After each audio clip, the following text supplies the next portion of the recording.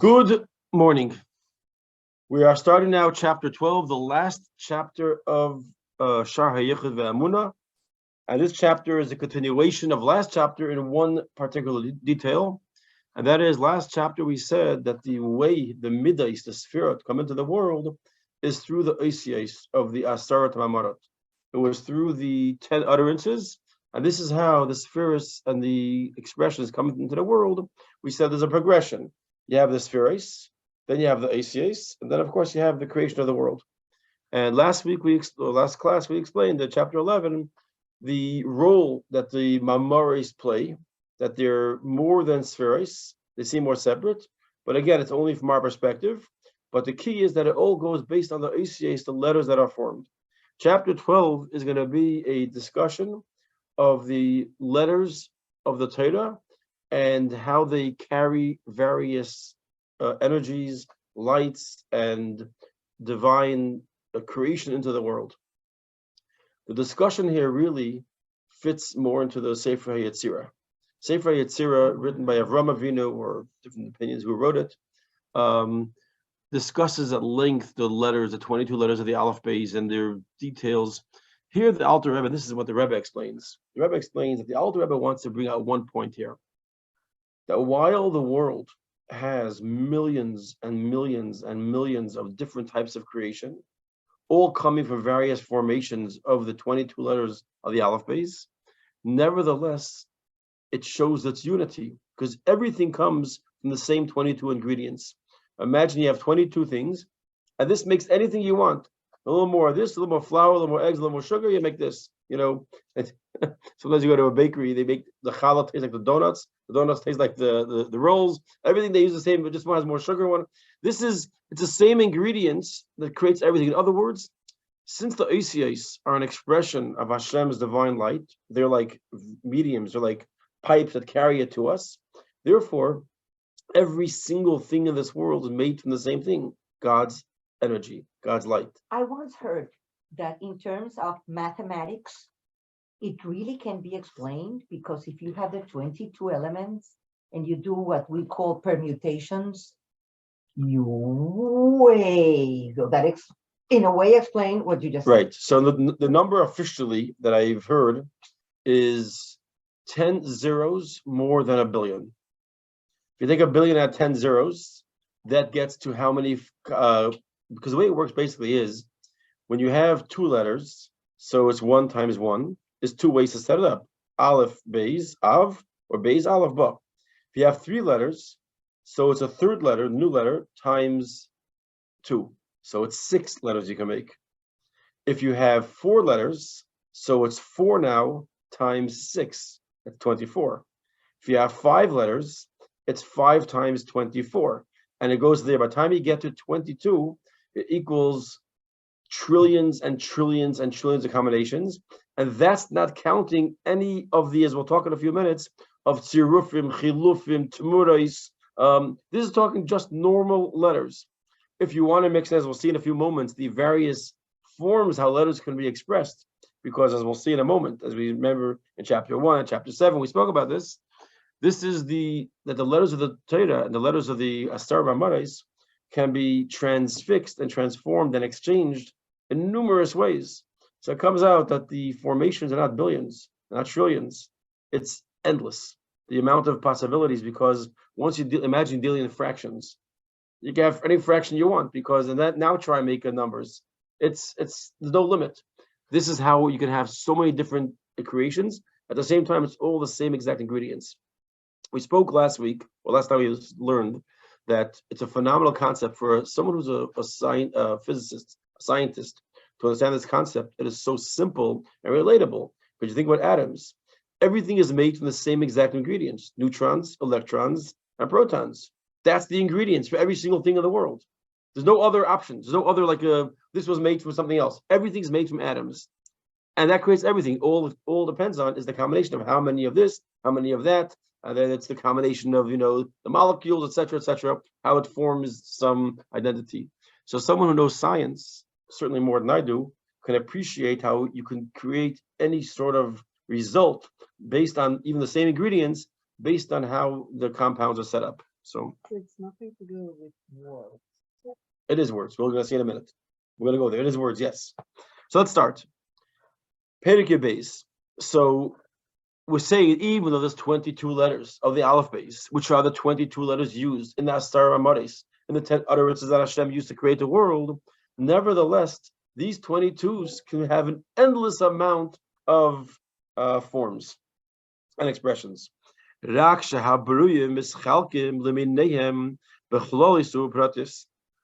means that the meaning of the species can be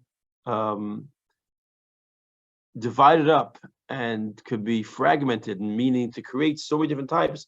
Bechlois would be more like in the worlds. You can have daimim, you can have tzemeach, then you can have chai. In chai itself, you can have lions, tigers, bears, sheep, goats, etc. In sheeps and goats, you can have this type of goat and that type of goat, this type of thing, this type of cow, this type of. You have elephants, you have the Asian and the African, you have all the, and then as you break it down, you can see millions and trillions of types of just in the world of chai, and then go into the world of plant life. How many different types of plants there are in the world? How many different types of minerals and rocks and stones, and it's endless amount that each one broken down to different particles and styles and results and magnets and I mean, it's an endless amount of stuff, and each one, as you go deeper and deeper, it can create more and more different types of results. This is what it means. That b'chlolis u'bepratis. Ayidei, how does this happen? Ayidei shinui hatzirufim v'chilufim utmoros. If you remember, canal means, like we said in chapter 1.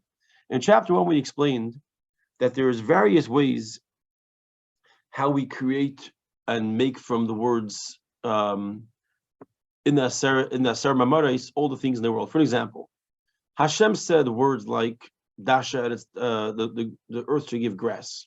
So grass, we know where it comes from. How about stones? It doesn't say anywhere that Asar is different stones. So one way to get to stones is what's called seraphim. Seraphim literally means to combine. From the word Bereshis, we could take an Alef and a Bais. From another word, we take a Nun, and we get the word Evan. So we can create words by combining and pulling from different places letters, and this becomes a new word. Now we have Evan. I could take a letter from here, a letter from here, and people sometimes, nowadays with computer editing things, you can take a speech someone gives, and you can say something different. You can just take the sound, maybe in the video won't work, but in the audio, you can say whatever you want, because you could just select. You can select letters from all different places and create the words you want. There's an Evan. It doesn't say anywhere horse. Sus. We take a samach from here, a vav from here, a samach from here. We got sus. Why did Hashem do it that way? As we'll see as we go through this chapter, a letter or word that is said clearly in the Seres Dibros carries within it the energy of godliness that's extremely powerful. Every time you make an exchange, or an exchange of an exchange, or an exchange of an exchange, it diminishes. So like we spoke in the past about the word Va'ad and Echad, the last word of Shema Yisrael, Hashem L'keinu Hashem Echad, and Baruch Shem, we said the word Echad, the word Va'ad are the same exact words, just with exchanges, and we'll talk about that in a moment. So one way he says is tzirufim, by combining letters with different words. Then you have what's called chilufim. Chilufim, if you remember, are that we can take words and put them in categories. One example would be, we know the 5 different types of sounds we make from our mouth is called mansapach, mem, nun, tzadik, pei, chaf, and that's if you're using your teeth, your palate, your tongue, your throat, how you make a ch. So a ch, for an example, aleph, hey, ches, ayin are all one sound. That's how we switched in the aleph, echad, and the ches and the ayin, because ches and ayin are the same thing. Ch, it's coming from the same place. You can exchange those. Those means exchanges that are similar. That's chilufim. Tumuros are switches or exchanges that are not similar. For an example, atbash. Atbash is a code system we use that you take the aleph, it becomes a tuf, you can switch it. The base could be switched with a shin. These are opposite ends of the spectrum. Also, we do it various ways with a letter before, a letter afterwards.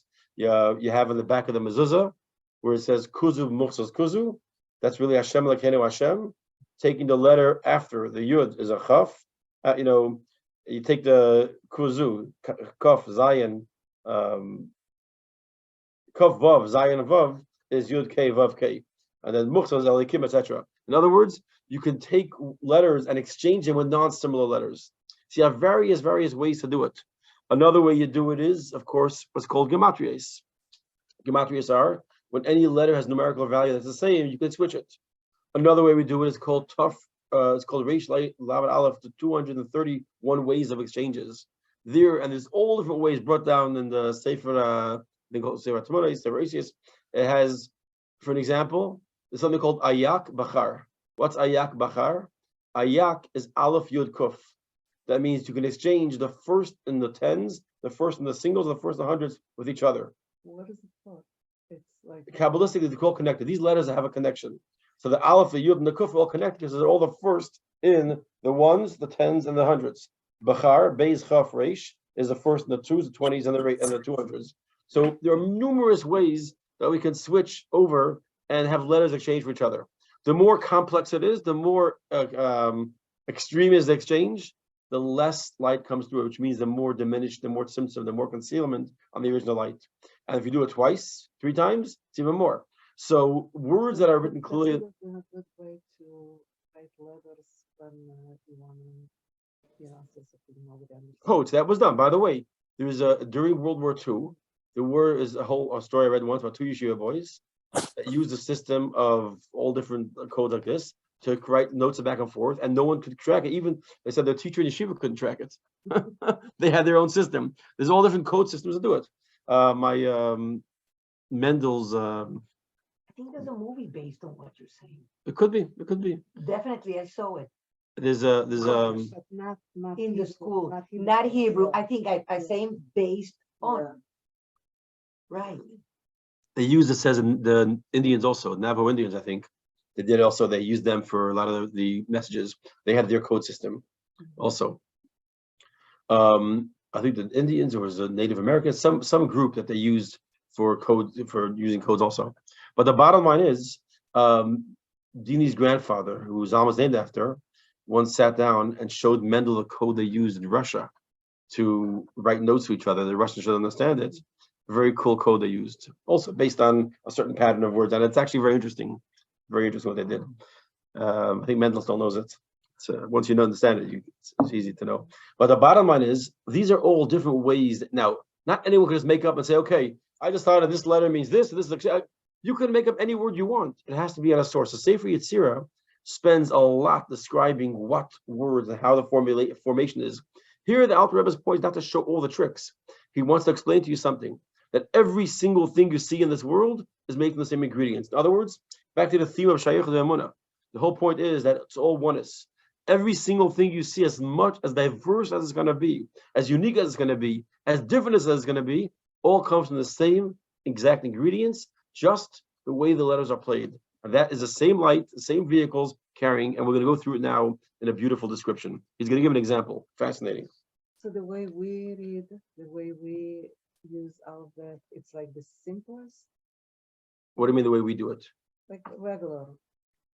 Regular, we read the Seres Dibris, the Seres Marmaris, how it's written in the Torah, which says certain things clear. The sun is written clearly, the moon is written clearly, the stars written clearly, fish is written clearly. Doesn't go into the species of fish, but those are written clearly, and that's how we understand it. Those have tremendous, tremendous power. Of course, all the other ones, we don't know how they're done. Some we could find out, some we could learn, some we could look up.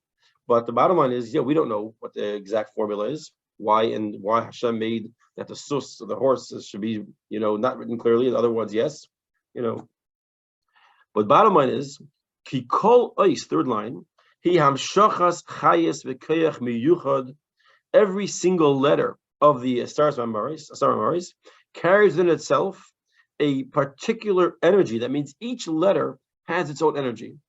So the Aleph has an energy, and the Bais has an energy, and the Gimel has an energy. Now, those energies could be combined to make a third, no different than ingredients. You could take sugar, you could take oil, you could take flour, you could take eggs, and a little bit of vanilla, and make a cookie or a cake. What did you take? Different ingredients. And you can make all different things with different ingredients.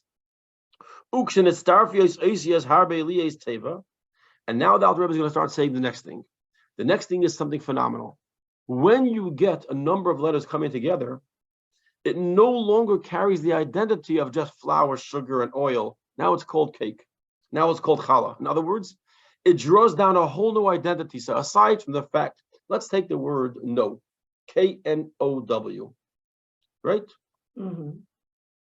The letters K, N, O, W, the K is an N, the K is a K, and the N is an N, and O is an O, and W, W. They can do all different things. Put them together in the right order, it now says no, like I know. Now, let's take it one step further. The order of the letters within a word changes the definition of a letter, of a word, how you form them. Now that once you have words, the order of the words changes. Let's take the words you don't know. You don't know is three separate independent words. You, don't, and know. You could be explained for 5 minutes. What are you? We could talk 5 minutes. What does the word don't mean? What does the word no mean? And then you put them together means you don't know. But then I can mix them up and say, don't you know? Now the don't changes definition. Everything changes definition. The whole line means something else. So not only can we change a word by changing letters. Now the word could be from no to not to cake to cookie, whatever you want to spell. The order of the words themselves change the whole definition of the words. You don't know and don't you know is two separate words, separate meanings, and everything changed. So you and then you could break it down to the letters themselves. What's a Y? What's a O? What's a U? Etc. In other words, and especially in Hebrew, imagine. These are worlds of information that changes its definition and its meaning based on the layout of the letters, based on the order of the words. But once you put them all together in the package, it takes on a whole new identity. So aside from the level that you have these four letters that make up the word, let's say K-N-O-W, when you have the word no, now there's a meaning to the word. The word no, it's not just K-N-O-W, it's no. I know, I don't know, he knows, he doesn't know. In other words, there's a whole new life, and that in the Hebrew, in the Lashon Kodesh, when you take a word, let's say for an example like sus, horse, and you make a word out of it, not only is there a samach, a vav, and a samach, now there's a horse, there's an identity, there's a whole picture, and that draws down a whole different level of light. And this is what he's saying here. He says, when you bring together various letters, to become a word, and the same would be to become a sentence. Then in addition to the various forms of light and energy, that are drawn down based on the number of letters and the various letters inside each word in the word, there's something bigger, which is even more great in meaning the sum of the whole is bigger than the parts. For an example, by the way, make a minyan. You have 10 men. You have 9, 10, a big change. What happened? 10 men, suddenly a whole different world. What happened? Now there's 10. Same thing is you have 10 Jews, not necessarily men. 10 Jews come together. The Shechina in the room, the Alter Rebbe says, he brings down from the Zohar, Malach Matat is uncomfortable to walk into the room. Why? What happened here? You have 10, it creates a whole new reality. You do certain things, it changes the reality, that the whole story changes. It draws down a higher power and a general life force.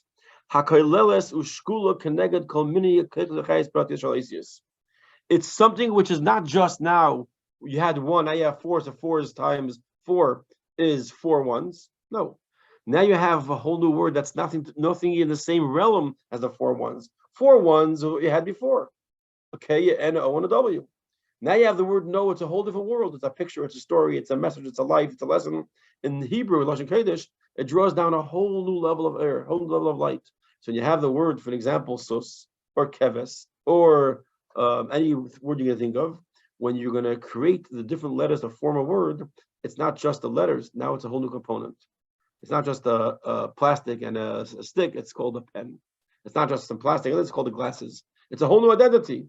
Why do you call it plastic? Because it's no longer plastic. It has a whole new identity. Now it's called glasses. I don't mean glass, but spectacles. And it goes above the meaning. It's a whole new level. And the Rebbe explains the next 2 words beautifully. He says, it connects them and it combines them. What does that mean? Chaver means to be like a friend. It brings them close. You bring them together. Metzdarfer means it becomes a new identity. It's like it says, there's by amongst the Jewish people, we have 2 mitzvahs. You have the mitzvahs of Avas Yisrael, love your fellow Jew. I and you, I can be kind to you, I can give you lunch, I can respect you, I can say nice things about you. Then we have what's called Achdos Yisrael, unity. Unity is not just that me and you are friendly, or we become one nation, one people, one solid. the letters, in addition to becoming connected, that you have the two letters together, and now you have the words that two could come together, but they become one different between putting links together or welding it together. It becomes one. It's no longer separate.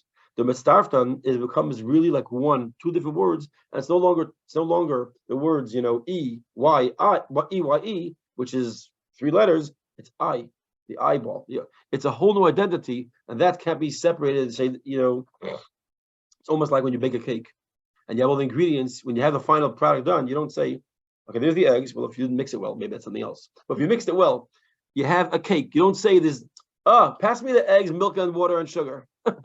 Pass me the cake. Why? Because it's no longer separate identities. They become one.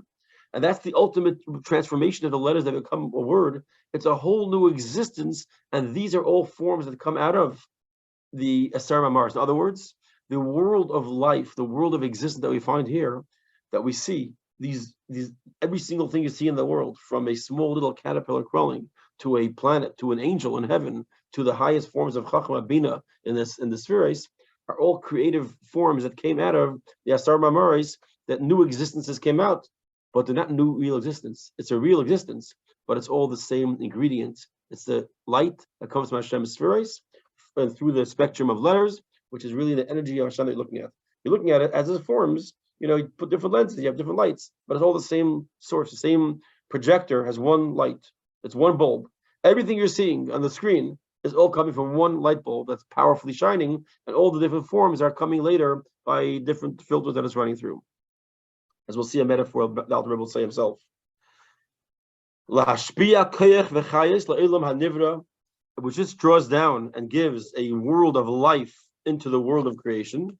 To this letter, to this word, in general and in detailed. Then he's going to say something fascinating here in the Haggah. Haggah, we'll go right into it. The Alter Rebbe adds on a description and an insight which really answers a general question in life. Well, I'll say first the Haggah, and I'll answer the question if I don't forget. Well, the fish a call ice big chaf base ice hatayra. He am shachas chayes v'keich miyuchat prati. And since every single, in addition to the fact that we just said the letters form words, each letter has identity. There's a world of information from each letter. What a yud is, and what's a hey, and what's a vav, and what's a hey, and what's a zayin. Every single letter has a story, and it has an insight, and it has a phenomenal what it represents. We know, like the Dalet or the Reish, the little differences, the small little nuances. The Rebbe and the Mamar from Basi Lagani over the years has explained different letters, the word sheker and kesher, and different words, different letters. Bottom line is, every shape of every letter means something, as he says here. It's something. Every letter has something that the other letter doesn't have. The reason why we have 22 letters, because they're unique. You have no repeats. There's no repetition here. Some people think that the samach and the sin or this, they're completely unique and different in every form and also how you sound them.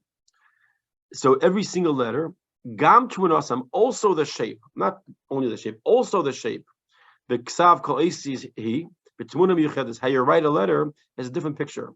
Pratius hamoida al tzir hamshacha v'izgalos oir v'chayis v'kayach hanigla v'nimsh v'izzu. It represents the unique hamshacha, the unique revelation of a light and energy that's drawn down to that particular letter. How it's drawn down from Hashem's great chachma into expression. In other words, every single letter tells a different story. Let's take a letter, for example, Yud. The letter Yud represents a dot because the idea is chachma. The first, it's a unique dot. It represents the letter concept of chachma, just a spark, just a flash. Hey represents expansion. Vav represents hamshacha, drawing down. There's so much written and so much found in Chassidus about the shapes of letters, what they mean, and it's all referring to how they're written. When we say the shapes, today you have on the computer millions of fonts. Which is the real one? How it's written in the Torah. The way it's written in the Torah is very particular, and it's very interesting, by the way. We're particular to write the shin not flat at the bottom like some people do. Our shin comes to a point. And what's interesting is, because one of the things that we say about the letters in the Torah, the words emes, aleph, mem, saf, besides each letter having its own identity, and aleph is an aleph, the first letter, mem is the middle letter, saf is the last letter. Each one has a very firm bottom, very flat, very stable. The bottom of each letter has a flat part. The Aleph has two strong legs. The Mem has a flat part. The Saf has two strong legs. The word sheker, falsehood, each one of them stands and teeters on a little point. If you look at the Shin, how we write it, comes to a point at the bottom. The Kuf has 1 point. The Reish has 1 point. They're unstable. It means sheker has an untruthness to it. The whole thing is unstable. Bottom line is, each letter has its own story. Why is it so fascinating? Because a lot of times you wonder, what's the big deal if you write a Sefer Torah and letters off? Well, I wrote a Sefer Torah, so the letter's not perfect, big deal. But if you realize that the letters represent the story and hamshacha, and you're drawing down, you put the wrong ingredients in. It's not just that we're so technical and say, you messed up a letter, it's no good. If you don't have the letters correct, the whole story is wrong. You put in the wrong, I made the ingredients, I forgot to put in sugar. I put in salt instead. It doesn't work. Each letter has a particular ingredient in the style, and that's why the writing of a Sefer Torah or mezuzah matters the exact shape of the letter, if they're touching or not, because it changes everything. It's not just that we're very particular. Okay, now we're going back inside. We're talking about that the words become a whole new identity and a whole new hamshacha. Now he's going to go into the word rakia. There's a Gemara in Chagiga that describes, after it talks about, the Gemara Chagiga describes creation of the world, how Hashem, it's a whole discussion by the rabbis, how Hashem created the world and the things that's found in the world. Then the Gemara goes into what's above the world. And it goes into the 7 heavens. And it goes to each of the 7 heavens, what they are. The first one is called Viloin, which means curtain, because behind it is nothing, it's just a curtain. The second one is called Shchakim. I actually wrote the names down so I shouldn't forget them. Sorry, second one is called Rekia, which means the heavens. That's where all the planets and all the sun, the moon, and the stars are. Next one's called Shchakim, which means a mill. That's where the mun is ground for the tzaddikim. The next one is called Zavul, which it says where the Beis HaMikdash. We always talk about the Beis HaMikdash as the Beis HaMikdash Lamayla, how it's up there. There's a place sitting where there's a Mikdash and there's the Mizbeach and there's the Kei Kadashim. All when they come down, there's a place where it is. And again, all these places are spiritual. It doesn't mean there's a physical mill where they're grinding mun for the tzaddikim, etc. Then you have what's called Ma'in, the place where the tzaddikim are. The Ma'in is where the angels are. And then it says the Ma'in is where the angels actually only sing at night, because by day they're quiet while we daven. So by day they're quiet, by night they sing. They give time for the people to daven. Then you have what's called Machin, a place where all the hail and the snow and the heavy stuff that Hashem uses for punishments is kept. Then you have what's called Aravis, the place where the dew to revive the dead is going to be is kept. All these 7 heavens. Okay. What the Alter Rebbe is going to go into is, how did we get from one word, Rakia, where it says there should be a Rakia, to 7 heavens, each one filled with so many things happening, each one creating multiples of existence that come from it, from one word. So he's giving an example. Everything we said until now is now going to give an example. He's only going to mention 3 of the heavens. I didn't have a chance to look up why. I saw this footnote somewhere. So one of the people writing the Sefer, if you look up on the notes on Tanya, you'll see why the Alter Rebbe mentions just 3. Hopefully I'll have a chance to look it up before next class. But he mentions 3 of the 7 heavens here, and he's going to go into them a little bit. So let's see it. For an example, but in the words where Hashem says in the 10 utterances, let there be a firmament, let there be a heavens. Where that one word Rakia was created 7 heavens, 7, whatever we want to call them, heavens or firmaments or existences. The kol tzva shamayim asher behem, and all the stuff that are there. For example, the place Rakia, the 2nd heaven, officially, again, whatever that means, is where all the stars, the sun, the moon, the planets, everything is there. However we understand that. Kamay Marazal gives an example. Shchakim. Shchakim is the 3rd of the 7 heavens. This is where they grind mun. There are large mills that are grinding the mun, the food for tzaddikim. This means whatever this means spiritually, I don't know, but the mun that Hashem feeds the tzaddikim, that's where it's ground, that's where it's being made. Zavul literally means a home. That's where you have Yerushalayim Shel Maila, Beis Hamikdash Shel Maila, Mizbeach Shel Maila. It's all there. Then you have a chulu. Then you have Machin. And again, why the Alter Rebbe goes and explains these particular heavens, I don't know. I have to look it up. Machin Shebay Eitzreis Sheleg VeEitzreis Barad v'chulu. And the Mequon, it means like an arsenal or a warehouse where Hashem has all the hail, the snow, the fire, the things that he's going to use. He wants to be punishment. That's where he keeps it. Sheklois hadikiyim. Then that's also only mentions here, but there's a full 7. Sheklois hadikiyim nivru v'chayim v'kayamim v'chlolis tevis elu. Shemayim yedek kilim chulu. And the worlds of these heavens, with everything in there, came from one word. Now, one word can't create all different things. A word, rakia, could only create rakia. How do you have so many other things? So one simple way is take the words and mix up the letters. Before it says rakia, now it says ikar. Now it says anchor or main thing or primary. In other words, one thing is change the order of the letters. I will see in a moment what that does. Another choice is exchange the letters. Have a gematrias. And so basically, if you go through the process, that means all the things that you find. He's giving one example from one word rakia.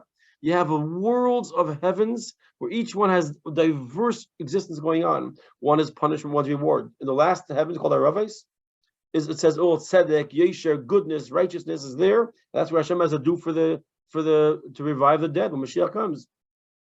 In Mequon, he has hail, fire, things to punish and to. So all the different existences that come from all these different realities of the heavens all come from one word. How?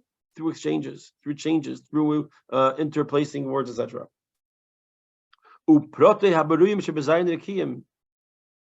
And all the different existences, whether it's the Mizbeach or the Yerushalayim or the Kei Kodesh, whatever is found in each of the heavens, all come from one word, Rakia. Kol prat mehem v'chai v'kayem ezet tzirif oisis v'teves elu oichilu feihen utmaraseyen shein kvi b'chines chayes and nivra pat yahu. And in each one of these worlds, each one of these realms, the existence, the dimensions, the reality of what takes place in that world comes from different formations of the same words. So what the Alter Rebbe is saying here, again, is one main point. Everything you see, no matter how diverse it is, comes from one place. Again, the theme of Shaar Hayichud Chapter is that there's no diversity or fragmentation in truth. So when it comes down to our world, in our existence, and we're saying that we're including the heavens, that's also the world of creation, everything comes from the same place. It's just how it's formed, how it's set up. It's the same ingredients over and over and over. It's a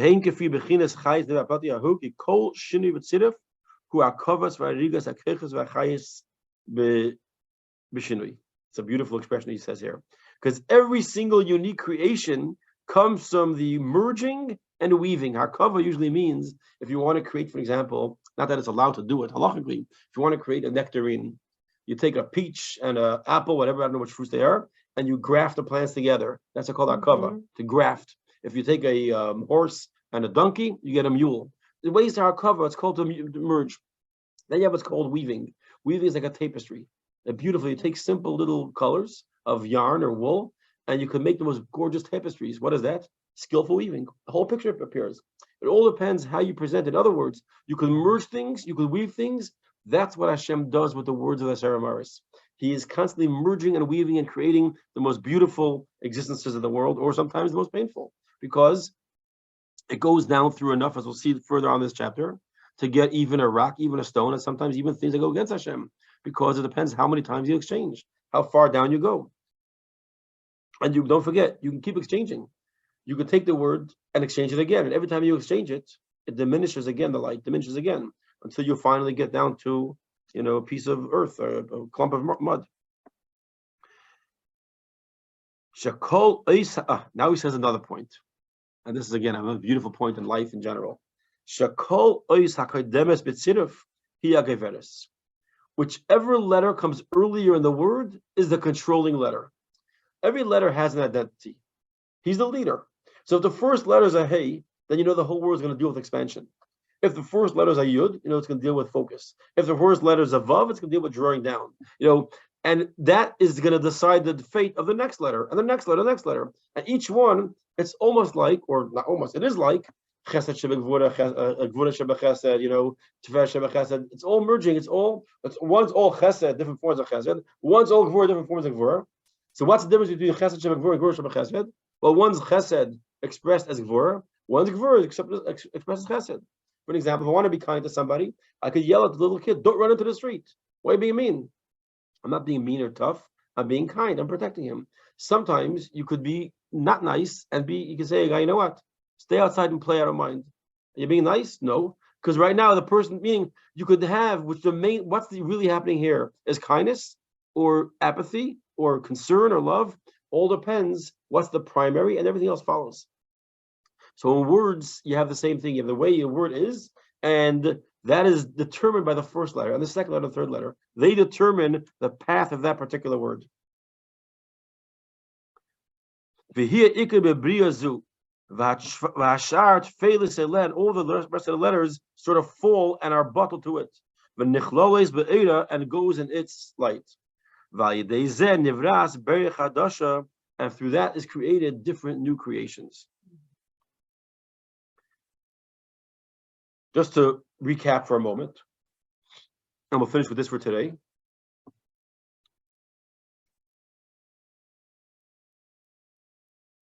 A letter, a word, carries within it light. So we can start off to say there's God's energy and light, and the keli, the vessel. Let's use an example of water flowing in a pipe. The water flowing in a pipe starts off, let's say, like you're having a fire hydrant. The fire hydrant has such a force of light, such a force of pressure, such a force of energy, you can't fill up a cup of tea with it. It's not going to work. But the same exact light, the same exact water, if you have other pipes that are smaller, narrower, and exchange, and you could suddenly get that they go into your sink and fill up even a little shot glass. Why? Because you could modify the light. The water is the same water. It's exact the same water. The difference is only how it's being presented.